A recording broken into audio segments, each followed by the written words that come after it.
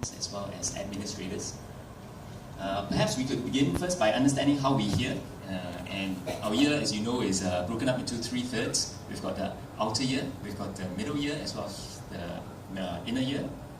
And this is a short video presentation to just understand with animation just exactly how we hear. We hear acoustically, which is the vibration of sound waves through the ear canal, which transmits vibrations to the tympanic membrane. This tympanic membrane then conducts the vibrations through the middle ear, the ossicles, which vibrates and creates, therefore, a little bit of micro vibrations within the inner ear fluids of the cochlea. And within the cochlea itself, there are these specialized cells called the outer hair cells and the inner hair cells. These will be activated by the mechanical vibrations, and then they perform an important transduction function where mechanical energy is converted to electrical energy, and this electrical energy is then transmitted through the acoustic nerve, otherwise known as the cochlear nerve, to the brainstem, and from there into the auditory pathway. So, how do we treat hearing loss? Basically, the traditional method is to treat hearing loss by determining the pattern of the hearing loss, the severity of the hearing loss, and if there's anything that is correctable, whether medically or surgically, we aim to correct that first. If it is not medically or surgically correctable, then we're thinking of augmentation.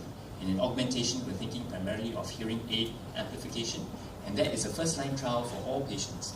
Patients who are considered, therefore, not candidates for hearing aid amplification for a variety of reasons will then be offered the opportunity to undergo candidacy assessments for surgical hearing implants. But if they are to go for surgical hearing implants, then they must be committed to a process of auditory rehabilitation as well as a commitment to using the devices itself, because many of these devices are extremely expensive.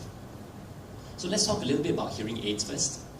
Hearing aids, as you know, is basically a miniature device that's applied to the ear and allows amplification of acoustic hearing. So basically it has three components. It has a microphone to pick up ambient sound. It has a digital speech processor which processes that sound very quickly.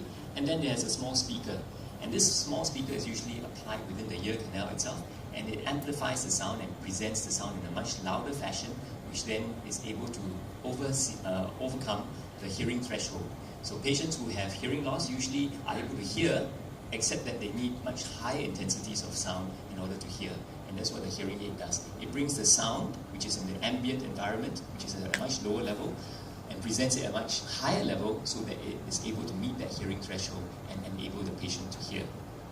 There are specialized hearing aids, such as CROS hearing aids. These are contralateral routing of sound hearing aids. These are specialized hearing aids which bring sound from one hearing field into the opposite hearing field by means of wireless connections. And this is specific for certain patients who have single-sided hearing loss. We won't talk so much about that today.